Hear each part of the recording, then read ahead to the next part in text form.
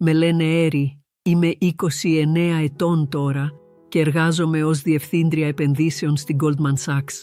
Αλλά αφήστε με να πάω λίγο πίσω και να σας πω πώς έφτασα εδώ, γιατί είναι μια ιστορία για το πώς είναι να είσαι το ανεπιθύμητο παιδί σε μια οικογένεια που βασικά μου φερόταν σαν περιττό εξάρτημα.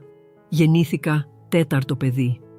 Οι γονείς μου είχαν ήδη 2 γιους, τον Μάρκο και τον Άκη, και μια κόρη, τη Σοφία. Όταν ήρθα εγώ στον κόσμο, είχαν λίγο πολύ τελειώσει με όλο αυτό το θέμα της γονεϊκότητας. Ξέρετε πώς, σε κάποιες οικογένειες το μωρό της οικογένειας είναι το κακομαθημένο. Ναι, αυτή δεν ήμουν εγώ. Εγώ έπαιρνα τα απομεινάρια από όλα. Όταν ο Μάρκος χρειαζόταν καινούρια ρούχα, έπαιρνε καινούρια ρούχα. Όταν ο Άκης χρειαζόταν λάπτοπ για το σχολείο, μπαμ, καινούριο λάπτοπ. Η Σοφία ήθελε μαθήματα χορού. Βεβαίως, πριγκίπισσα. Αλλά όταν ερχόταν η σειρά μου, πάρε το παλιό μπουφάν του Μάρκου, ακόμα σου κάνει μια χαρά. Μπορείς να χρησιμοποιήσεις το παλιό κινητό της Σοφίας. Λειτουργεί τέλεια. Ο Άκης δεν χρειάζεται πια την αριθμομηχανή του. Μπορείς να την πάρεις εσύ. Το χειρότερο δεν ήταν καν τα χρησιμοποιημένα πράγματα. Ήταν το θέμα της προσοχής. Όταν ο Μάρκος μπήκε στην εφηβική ομάδα μπάσκετ, έγινε τεράστια γιορτή. Οικογενειακό τραπέζι, φωτογραφίες, όλο το πακέτο. Όταν ο Άκης πέρασε στην πρώτη του επιλογή στο πανεπιστήμιο, το ίδιο.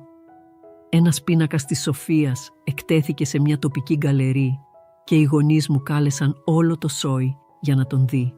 Εγώ κέρδισα τον Πανελλήνιο Διαγωνισμό Μαθηματικών στα 15 μου. Ξέρετε τι είπαν οι γονείς μου? «Α, μπράβο αγάπη μου, μπορείς να βοηθήσεις την αδερφή σου με την άλγευρα». Μέχρι τα 16 μου είχα καταλάβει το παιχνίδι. Κανείς δεν επρόκειτο να μου χαρίσει τίποτα, οπότε καλύτερα να άρχιζα να τα αποκτώ μόνη μου. Έπιασα δουλειά σε ένα τοπικό καφέ μετά το σχολείο. Κατώτατος μισθός, αλλά ήταν δικός μου. Το πρώτο πράγμα που αγόρασα με τα δικά μου χρήματα ήταν ένα τηλέφωνο. Όχι κανένα φανταχτερό iPhone, απλώς ένα βασικό smartphone που λειτουργούσε πραγματικά και δεν ήταν σπασμένο σε 3 σημεία όπως το παλιό της Σοφίας. Οι γονείς μου ήταν πραγματικά χαρούμενοι που δούλευα. «Κοιτάξτε την Έρη, πόσο ανεξάρτητη είναι», έλεγαν στον κόσμο. «Είναι πραγματικά ώριμη για την ηλικία της». Αυτό που εννοούσαν ήταν «Κοιτάξτε, δεν χρειάζεται να ανησυχούμε πια για αυτήν».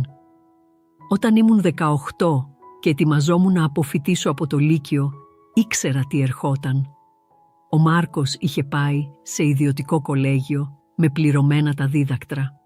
Ο Άκης είχε πάει σε ιδιωτικό κολέγιο με πληρωμένα τα δίδακτρα. Η Σοφία ήταν 1 χρόνο μεγαλύτερη μου και μαντέψτε. Ναι, το πανεπιστήμιό της ήταν πληρωμένο. Αλλά όταν κάθισα με τους γονείς μου για να συζητήσουμε τα σχέδιά μου, μου έριξαν τη βόμβα που περίμενα.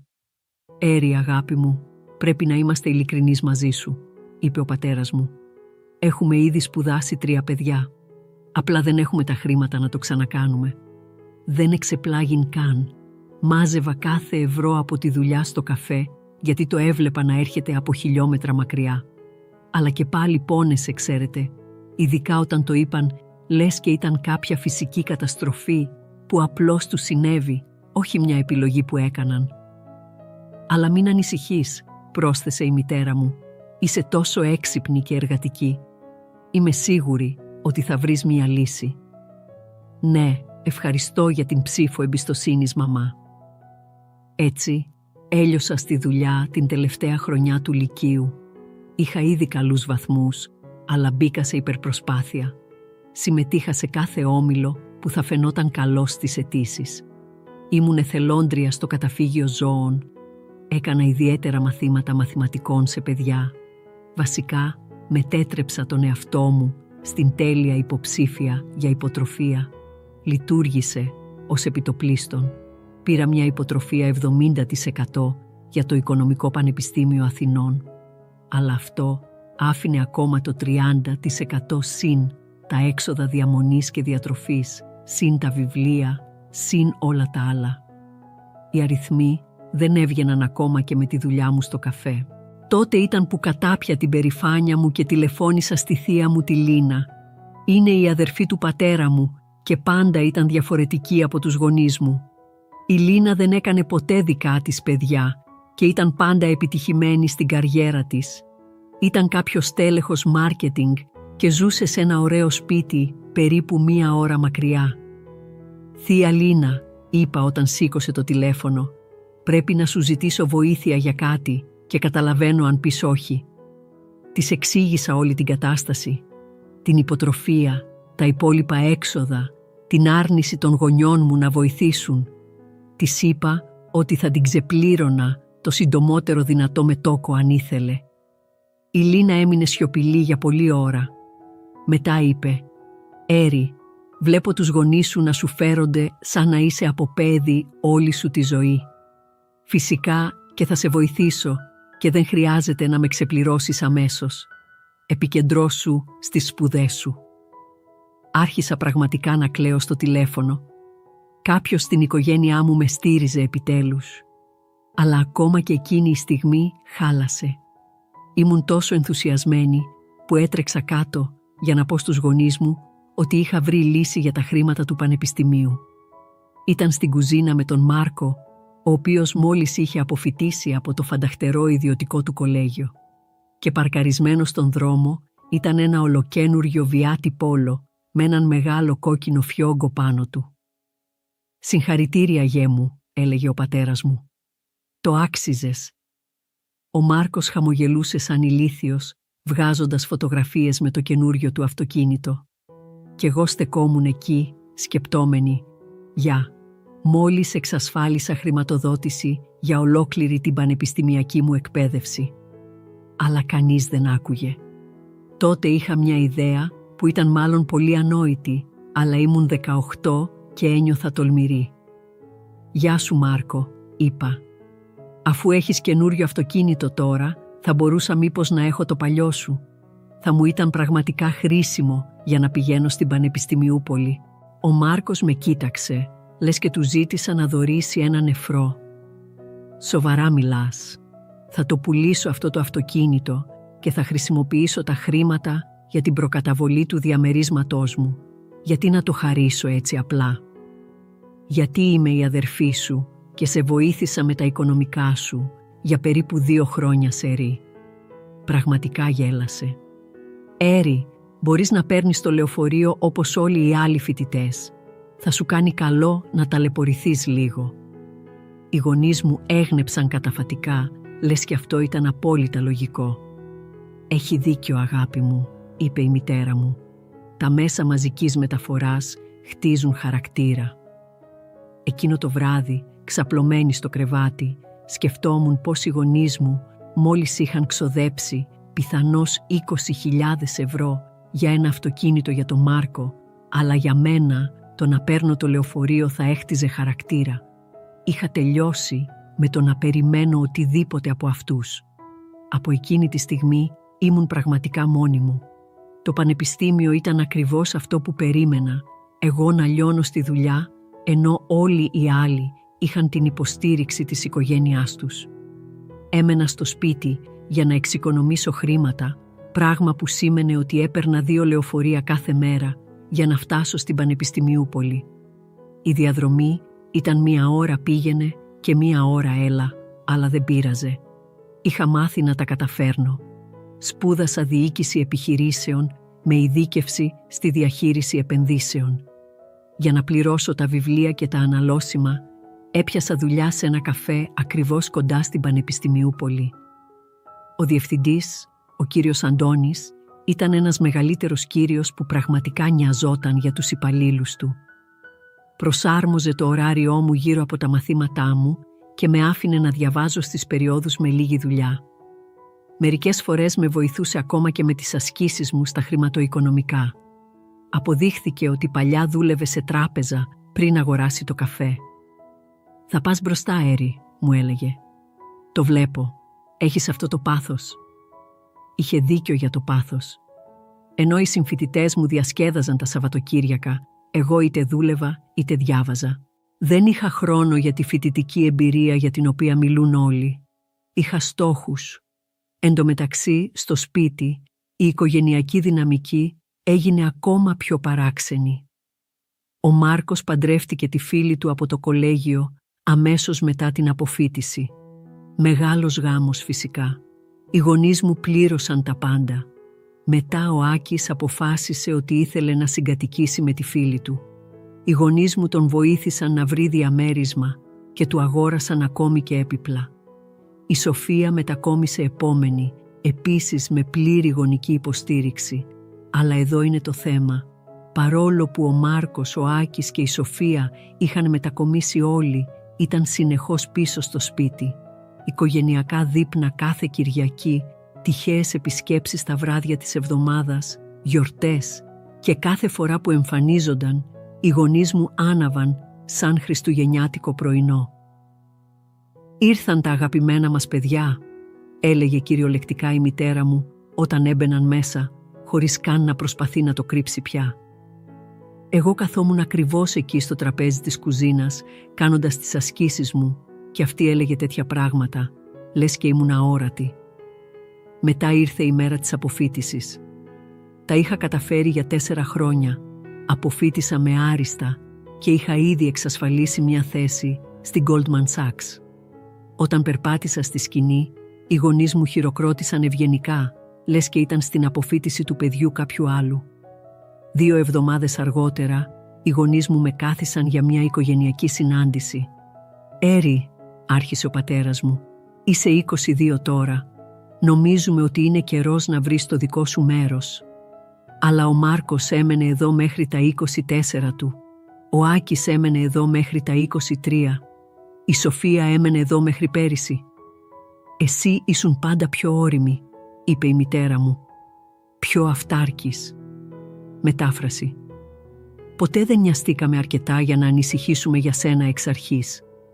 Μου έδωσαν 2 εβδομάδες για να βρω κάτι και να μετακομίσω. Βρήκα μια γκαρσονιέρα στην άλλη άκρη της πόλης. Την ημέρα της μετακόμισης ήμουν μόνο εγώ και ένα νοικιασμένο φορτηγάκι. Οι γονείς μου δεν βοήθησαν. Δεν ζήτησαν καν τη νέα μου διεύθυνση. Έτσι μετακόμισα μόνη μου στη μικροσκοπική μου γκαρσονιέρα και ξεκίνησα την πραγματική ενήλικη ζωή μου μόνη, όπως πάντα. Αλλά εδώ είναι που τα πράγματα γίνονται πραγματικά άσχημα. Αφού μετακόμισα, οι γονείς μου σταμάτησαν να με καλούν σε οικογενειακές εκδηλώσεις. Πάσχα, Χριστούγεννα, γενέθλια, τίποτα. Εν τω μεταξύ, ο Μάρκος, ο Άκης και η Σοφία ήταν όλοι εκεί για κάθε γιορτή, δημοσιεύοντας χαρούμενες οικογενειακές φωτογραφίες στα μέσα κοινωνικής δικτύωσης. Το πρώτο Πάσχα, αφού μετακόμισα, καθόμουν στο διαμέρισμά μου τρώγοντας κινέζικο φαγητό σε πακέτο, ενώ παρακολουθούσα τις ιστορίες των αδελφών μου στο Instagram από το μεγάλο οικογενειακό δείπνο στο οποίο δεν ήμουν καλεσμένη. Πόνεσε περισσότερο από όσο ήθελα να παραδεχτώ. Έτσι, την επόμενη χρονιά αποφάσισα απλώς να εμφανιστώ. Αγόρασα ένα γλυκό και πήγα στο σπίτι των γονιών μου την Κυριακή του Πάσχα. Όταν μπήκα, όλοι ήταν ήδη εκεί. Ο Μάρκος με τη γυναίκα του, ο Άκης με τη φίλη του, η Σοφία με τον φίλο της, οι γονείς μου, όλοι καθισμένοι γύρω από το τραπέζι της τραπεζαρίας. Το δωμάτιο σώπασε όταν μπήκα. «Ω», είπε η μητέρα μου, «Έρη, δεν σε περιμέναμε». «Έφερα γλυκό», είπα, κρατώντας ψηλά το κουτί. «Τι ωραία», είπε ο πατέρας μου. Κάθισα στο τραπέζι και ήταν λες και ήμουν φάντασμα. Όλοι συνέχισαν να μιλούν γύρω μου για τη νέα προαγωγή του Μάρκου, το μεταπτυχιακό του Άκη, την τελευταία έκθεση ζωγραφικής της Σοφίας. Όταν κάποιος μου απίθυνε το λόγο, ήταν με αυτή την ψεύτικη ευγένεια, λες και ήμουν μια γειτόνισσα που είχε περάσει τυχαία. «Λοιπόν, Έρη», είπε η Σοφία με ένα σφιγμένο χαμόγελο, «πώς είναι το μικρό διαμέρισμα?» «Είναι μια χαρά», είπα. «Ακόμα παίρνεις το λεωφορείο παντού?»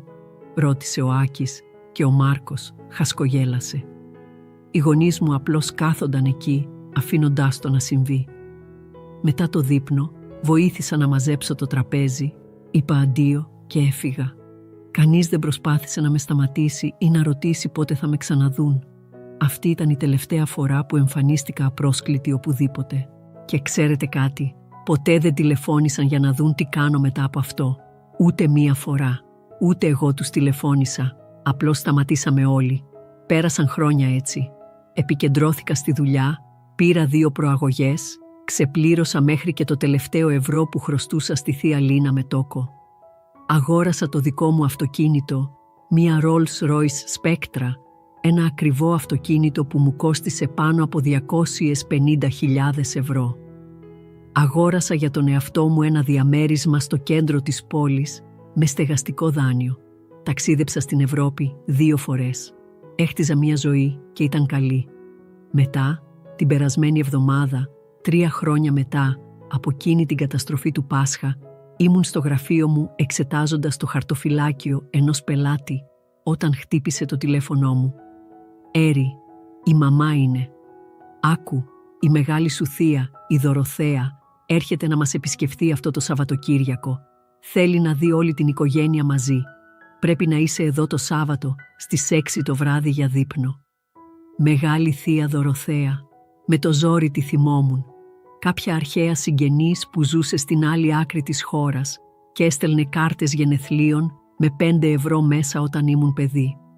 «Δεν νομίζω ότι μπορώ να έρθω», άρχισα να λέω. «Δεν είναι προαιρετικό, Έρη. Ζήτησε συγκεκριμένα να δει τους πάντες. Μη μας ντροπιάσεις». Και μετά μου το έκλεισε. Έμεινα εκεί κοιτάζοντας το τηλέφωνό μου, το θράσος αυτών των ανθρώπων. 3 χρόνια ραδιοφωνικής σιωπής και τώρα ήθελα να εμφανιστώ και να παίξω την ευτυχισμένη οικογένεια για κάποια γριά θεία που δεν είχα δει από τα 12 μου. Το πρώτο μου ένστικτο ήταν να το αγνοήσω εντελώς. Αλλά μετά άρχισα να σκέφτομαι πόσο είχε αλλάξει η ζωή μου από εκείνο το φρικτό Πάσχα. Είχα χρήματα τώρα, πραγματικά χρήματα. Ήμουν επιτυχημένη με τρόπους που δεν μπορούσαν καν να φανταστούν. Και ξαφνικά ήθελα να πάω, όχι επειδή μου έλειπαν ή ήθελα να επανασυνδεθώ, αλλά επειδή ήθελα να δω τα πρόσωπά τους όταν θα συνειδητοποιούσαν τι είχα γίνει. Ήθελα να τους δω να καταλαβαίνουν ότι το παιδί που είχαν πετάξει ήταν τώρα πιο επιτυχημένο από οποιοδήποτε από τα πολύτιμα αγαπημένα τους. Ναι, θα πήγαινα στο δείπνο. Αυτό θα είχε πλάκα. Το Σάββατο ήρθε γρηγορότερα από ό,τι περίμενα.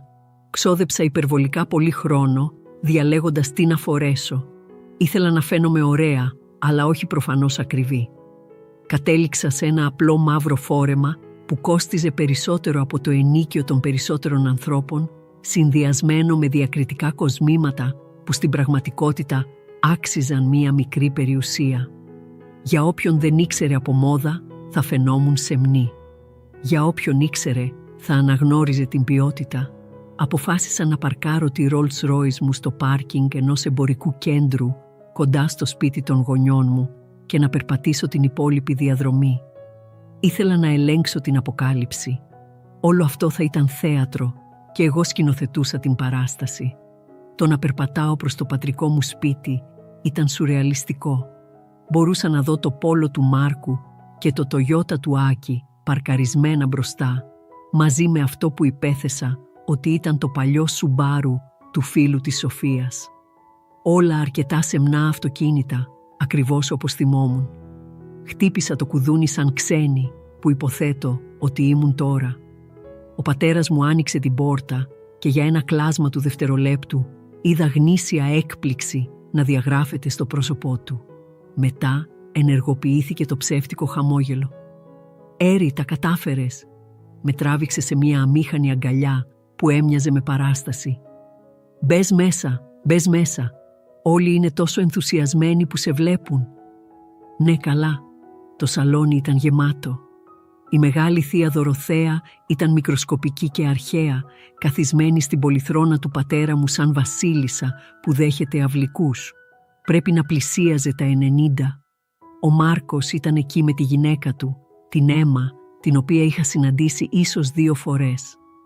Ο Άκης είχε φέρει τη φίλη του, τη Μελίσσα, και η Σοφία ήταν με τον φίλο της, τον Ντέρεκ.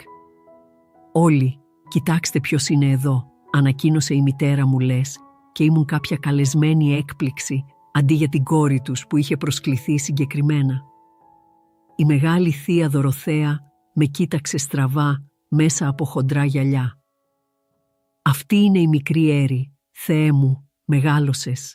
Μεταφερθήκαμε όλοι στην τραπεζαρία και βρέθηκα στριμωγμένη ανάμεσα στον Άκη και τη Σοφία στην άκρη του τραπεζιού. Η μεγάλη θεία Δωροθέα πήρε τη θέση τιμής δίπλα στους γονείς μου, προφανώς. Το δείπνο ξεκίνησε και αμέσως οι γονείς μου άρχισαν τη συνηθισμένη τους καυχησιολογία για τον Μάρκο, τον Άκη και τη Σοφία. Ο Μάρκος είχε πάρει κάποια προαγωγή στη λογιστική του εταιρεία. Ο Άκης τελείωνε το μεταπτυχιακό του στην εκπαίδευση. Η γκαλερί της Σοφίας είχε εκθέσει τη δουλειά της σε κάποια τοπική έκθεση. «Είμαστε τόσο περήφανοι για όλα μας τα παιδιά», καμάρωνε η μητέρα μου στη μεγάλη θεία Δωροθέα. «Έχουν τα καταφέρει όλοι τόσο καλά στη ζωή τους». Εν τω μεταξύ, τα αδέρφια μου ξεκίνησαν το μικρό τους παιχνίδι να μου ρίχνουν μπιχτές, αλλά το έκαναν με χαμόγελα, ώστε η μεγάλη θεία Δωροθέα να μην το καταλάβει. «Έρη, λατρεύω το φόρεμά σου», είπε γλυκά η Σοφία. «Είναι τόσο απλό, πολύ μινιμαλιστικό. Υποθέτω ότι αυτή είναι η τάση τώρα, σωστά. Το λιγότερο είναι περισσότερο». Προσπαθούσε να πει ότι το ντύσιμό μου ήταν φτηνό, αλλά το αστείο ήταν εις βάρος της. Αυτό το απλό φόρεμα κόστιζε περισσότερο από το μηνιαίο της ενίκιο. «Ευχαριστώ», είπα, απλώς χαμογελώντας. Μετά μπήκε στη μέση ο Άκης. «Γεια σου, Έρη. Παρατήρησα ότι ήρθες με τα πόδια απόψε. Ακόμα παίρνεις το λεωφορείο παντού. Θυμάμαι όταν ζήτησες από τον Μάρκο το παλιό του αυτοκίνητο εκείνη τη φορά. Χαχάνισε, λες, και ήταν η πιο αστεία ανάμνηση του κόσμου». Ο Μάρκος συμμετείχε στο γέλιο. «Α, ναι. Και η μαμά και ο μπαμπάς είπαν ότι μπορούσες απλά να παίρνεις το λεωφορείο όπως οι άλλοι φοιτητές. Χτίζει χαρακτήρα, σωστά». Όλοι τους το θεώρησαν αυτό ξεκαρδιστικό. Ακόμα και οι γονείς μου χαμογελούσαν στη θύμηση της άρνησής τους να μου παρέχουν βασική μετακίνηση, ενώ αγόραζαν στον Μάρκο ένα ολοκένουργιο αυτοκίνητο. Εγώ απλώς συνέχισα να χαμογελώ και να τρώω το φαγητό μου. Μέσα μου γελούσα με το πόσο αξιολύπητοι ήταν όλοι τους. Ακόμα κολλημένοι στο ίδιο σπίτι, στις ίδιες δουλειές, στην ίδια μικρόνοη σκέψη, κοροϊδεύοντάς με για πράγματα που συνέβησαν πριν από 7 χρόνια. Η μεγάλη θεία Δωροθέα ήταν σιωπηλή κατά το μεγαλύτερο μέρος του δείπνου, απλώς ακούγοντας και παρακολουθώντας. Τελικά γύρισε προς το μέρος μου. «Έρη, αγάπη μου, παρατηρώ ότι όλοι μιλούν για τα αδέρφια σου, αλλά κανείς δεν ανέφερε με τι ασχολείσαι εσύ. Τι δουλειά κάνεις?» Το τραπέζι σώπασε. Μπορούσα να νιώσω τα μάτια όλων πάνω μου. «Δουλεύω σε μια επενδυτική εταιρεία», είπα απλά. «Στην Goldman Sachs». Η σιωπή που ακολούθησε ήταν υπέροχη. Παρακολούθησα το πρόσωπο του πατέρα μου, καθώς επεξεργαζόταν αυτό που μόλις είχα πει. Το πιρούνι της μητέρας μου σταμάτησε κυριολεκτικά στα μισά του δρόμου προς το στόμα της. Ο Μάρκος, ο Άκης και η Σοφία έμοιαζαν όλοι μπερδεμένοι, λες και δεν ήταν σίγουροι αν έπρεπε ακόμα να με κοροϊδεύουν. «Goldman Sachs», επανέλαβε η μεγάλη θεία Δωροθέα, εμφανώς εντυπωσιασμένη. «Λοιπόν, αγάπη μου, αυτό είναι ένα μεγάλο επίτευγμα. Πρέπει να τα πηγαίνεις πολύ καλά οικονομικά». «Τα καταφέρνω», είπα σεμνά. Το υπόλοιπο δείπνο ήταν αμήχανο όσο δεν πάει. Τα αδέρφια μου δεν ήξεραν πώς να συνεχίσουν το μικρό τους παιχνίδι κοροϊδίας και οι γονείς μου αντάλλασαν συνεχώς ματιές. Η μεγάλη θεία Δωροθέα συνέχισε να μου κάνει ερωτήσεις για τη δουλειά μου και μπορούσα να καταλάβω ότι ενδιαφερόταν πραγματικά. Ήταν οξυδερκής για την ηλικία της. Μετά το δείπνο βοήθησα να μαζέψω το τραπέζι, όπως παλιά, αλλά η δυναμική είχε αλλάξει. Κανείς δεν με αντιμετώπιζε πια σαν το αποτυχημένο μέλος της οικογένειας. Όλοι με παρακολουθούσαν, προσπαθώντας να καταλάβουν τι είχε αλλάξει. «Λοιπόν, μεγάλη θεία Δωροθέα», είπα, κοιτάζοντας το ρολόι μου. «Ήταν υπέροχα, αλλά μάλλον πρέπει να πηγαίνω σπίτι. Έχω ένα πρωινό ξύπνημα αύριο». «Φυσικά, αγαπή μου», είπε. «Ήταν υπέροχο που σε ξαναείδα. Πρέπει να έρθεις να με επισκεφθείς κάποια στιγμή». Οι γονείς μου πετάχτηκαν αμέσως όρθιοι. «Θα σε ξεπροβοδίσουμε», είπε η μητέρα μου χαρούμενα. «Να πάρουμε λίγο καθαρό αέρα». Φυσικά και θα το έκαναν. Ήθελαν να διατηρήσουν την παράσταση της ευτυχισμένης οικογένειας μέχρι το τέλος. Έτσι, όλη η παρέα με ακολούθησε έξω. Οι γονείς μου, ο Μάρκος και η Έμα, ο Άκης και η Μελίσσα, η Σοφία και ο Ντέρεκ. Όλοι κουβέντιαζαν και γελούσαν, πιθανότατα περιμένοντας να με δουν να περπατάω κάτω στον δρόμο προς τη στάση του λεωφορείου. Ανταυτού, περπάτησα κατευθείαν προς τη Rolls Royce μου. Η σιωπή που έπεσε στην ομάδα ήταν απολύτως τέλεια. Ξεκλείδωσα το αυτοκίνητο με το τηλεχειριστήριο και το διακριτικό μπιπ φάνηκε να αντυχεί στην ήσυχη γειτονιά. Μπήκα μέσα, έβαλα μπρος τον κινητήρα και σταμάτησα εκεί που στέκονταν όλοι στον γκαζόν. Κατέβασα το παράθυρο. Ο πατέρας μου απλώς στεκόταν εκεί με το στόμα ανοιχτό. Τελικά κατάφερε να ψελίσει. Αυτό το αυτοκίνητο κοστίζει τουλάχιστον 250.000 ευρώ. Η μητέρα μου κυριολεκτικά λαχάνιασε. Το πρόσωπο της Σοφίας είχε γίνει κατάλευκο. Ο Μάρκος και ο Άκης κοιτούσαν το αυτοκίνητο με αυτό το μείγμα σοκ και φθόνου που ήταν απολύτως απολαυστικό. Χαμογέλασα σε όλους τους. «Α, αυτό το παλιό. Τίποτα δεν είναι μπροστά στο διαμέρισμά μου στο Κολονάκι». Οι εκφράσεις στα πρόσωπά τους όταν συνειδητοποίησαν ότι είχα και ένα αυτοκίνητο αξίας 1/4 του εκατομμυρίου και το δικό μου διαμέρισμα ήταν ανεκτήμητες. Απλώς στέκονταν όλοι εκεί, χλωμοί και άφωνοι. Ανέβασα το παράθυρο και έφυγα, παρακολουθώντας τους στον καθρέφτη μου. Ακόμα στέκονταν εκεί σαν αγάλματα, κοιτάζοντας πίσω μου. Το καλύτερο Σαββατόβραδο που είχα εδώ και χρόνια. Την Κυριακή το πρωί ξύπνησα νιώθοντας καταπληκτικά. Έφτιαξα ένα ωραίο πρωινό, φόρεσα τα αθλητικά μου και πήγα στον Εθνικό Κήπο για το συνηθισμένο μου τρέξιμο του Σαββατοκύριακου. Ο καιρός ήταν τέλειος και ήμουν ακόμα στα ύψη από το προηγούμενο βράδυ. Περίπου στα μισά της διαδρομής, το τηλέφωνό μου άρχισε να δονείται σαν τρελό. Πρώτα η μητέρα μου, μετά ο πατέρας μου, μετά ο Μάρκος, μετά ο Άκης, μετά η Σοφία. Κλήση μετά από κλήση μετά από κλήση. Αγνοούσα κάθε μία από αυτές και συνέχιζα να τρέχω. Μετά το τρέξιμό μου, κέρασα τον εαυτό μου ένα μπραντς σε αυτό το χαριτωμένο μικρό καφέ κοντά στο πάρκο. Τότε ήταν που κοίταξα επιτέλους το τηλέφωνό μου. 23 αναπάντητες κλήσεις και περίπου 15 μηνύματα, όλα από την οικογένειά μου. Τα μηνύματα ήταν ξεκαρδιστικά. Ξαφνικά όλοι ήταν εξαιρετικά ευγενικοί και ενδιαφέρονταν να επανασυνδεθούν. «Μαμά, Έρη αγάπη μου, πρέπει να βρεθούμε σύντομα να τα πούμε καλύτερα. Θα ήθελα πολύ να δω το διαμέρισμά σου». Σοφία. «Γεια σου αδερφούλα, σκεφτόμουν ότι πρέπει να βγαίνουμε περισσότερο, ίσως να πάμε για ψώνια κάποια στιγμή. Θα ήθελα πολύ να δω το σπίτι σου». Μάρκος. «Γεια σου Έρη, χάρηκα που σε είδα χθες το βράδυ. Πρέπει να φάμε μεσημεριανό σύντομα και να μιλήσουμε για τη δουλειά σου. Πολύ εντυπωσιακό». Άκης. «Έρη, φίλε, δεν είχα ιδέα ότι τα πήγαινες τόσο καλά. Πρέπει οπωσδήποτε να μείνουμε σε επαφή, για καφέ κάποια στιγμή». Ακόμα και ο μπαμπάς έστειλε μήνυμα.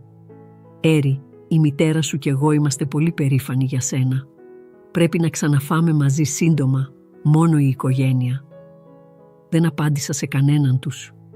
Ανταυτού παρήγγειλα άλλον ένα καφέ και απόλαυσα να βλέπω τον κόσμο να περνάει. Για πρώτη φορά στην ενήλικη ζωή μου ένιωθα εντελώς ελεύθερη από την οικογένειά μου. Πέρασαν 2 εβδομάδες.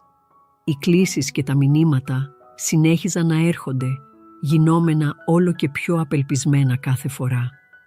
Η μητέρα μου άρχισε να αφήνει φωνητικά μηνύματα για το πόσο τους έλειπα και πως πάντα ήξεραν ότι ήμουν ξεχωριστή. Ο Μάρκος άρχισε να μιλάει για οικογενειακές επενδύσεις και να ζητά οικονομικές συμβουλές. Η Σοφία πρότεινε να κάνουμε ένα ταξίδι μόνο οι αδερφές κάπου ακριβά. Διέγραφα τα πάντα χωρίς να απαντήσω. Μετά, ένα βράδυ, έφευγα από τη δουλειά όταν είδα 2 γνώριμες φιγούρες να στέκονται δίπλα στο αυτοκίνητό μου στον γκαράζ. Οι γονείς μου. «Έρη», φώναξε η μητέρα μου όταν με είδε. «Σε περιμέναμε». Αναστέναξα. «Ωραία, υπάρχει ένα καφέ απέναντι. Μπορούμε να μιλήσουμε εκεί».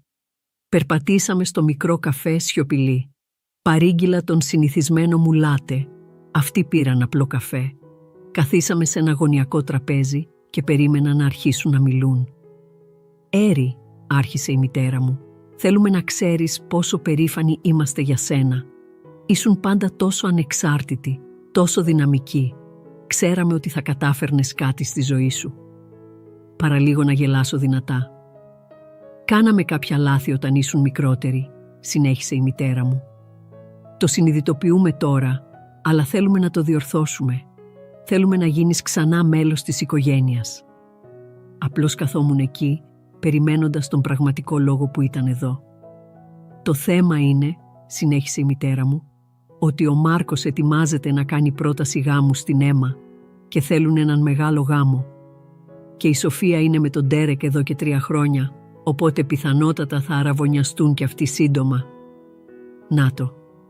Οι γάμοι είναι ακριβοί», είπε ο πατέρας μου. «Και αφού τα πας τόσο καλά οικονομικά, σκεφτήκαμε ότι ίσως θα μπορούσες να βοηθήσεις. Ξέρεις, σαν ένας τρόπος να επανασυνδεθείς με την οικογένεια». «Να βοηθήσω πώς?» ρώτησα, παρόλο που ήξερα ακριβώς που πήγαινε αυτό. «Λοιπόν, αν μπορούσες να συνεισφέρεις στα έξοδα του γάμου, θα βοηθούσε πραγματικά τον Μάρκο και τη Σοφία να ξεκινήσουν τους γάμους τους και θα έδειχνε ότι είσαι αφοσιωμένη στο να είσαι ξανά μέλος αυτής της οικογένειας». Τους κοίταξα για μια μεγάλη στιγμή. Μετά άρχισα να γελάω. Πραγματικά να γελάω. Το είδος του γέλιου που κάνει τους ανθρώπους στα άλλα τραπέζια να γυρίζουν και να κοιτάζουν. «Για να το καταλάβω καλά», είπα, «θέλετε να πληρώσω για τους γάμους του Μάρκου και της Σοφίας για να κερδίσω τη θέση μου πίσω σε μια οικογένεια που με πέταξε έξω, με αγνόησε για 3 χρόνια και δεν έδωσε δεκάρα για την επιτυχία μου μέχρι που ανακάλυψε ότι είχα χρήματα. Οι γονείς μου έδειχναν αμήχανοι». «Δεν είναι έτσι, Έρη». «Είναι ακριβώς έτσι», είπα σηκώνοντας. «Ξέρετε ποιο είναι το πιο αστείο? Συνεχίζετε να λέτε ότι πάντα ξέρατε ότι θα ήμουν επιτυχημένη. Αλλά αν αυτό ήταν αλήθεια, θα μου είχατε φερθεί καλύτερα όταν μεγάλωνα.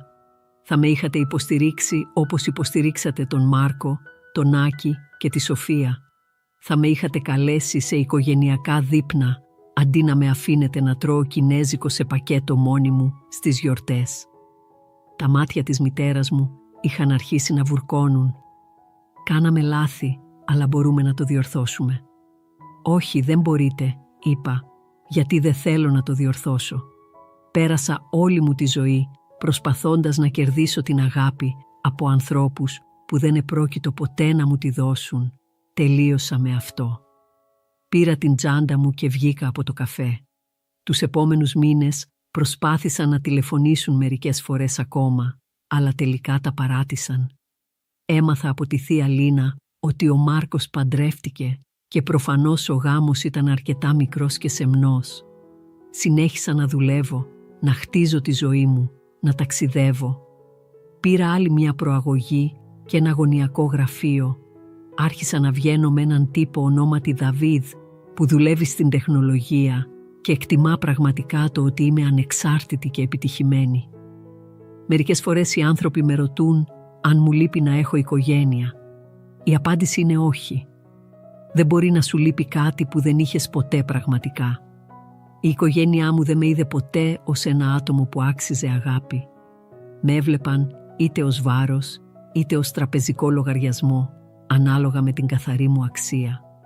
Είμαι 30 ετών. Ζω σε ένα όμορφο διαμέρισμα στο Κολονάκι.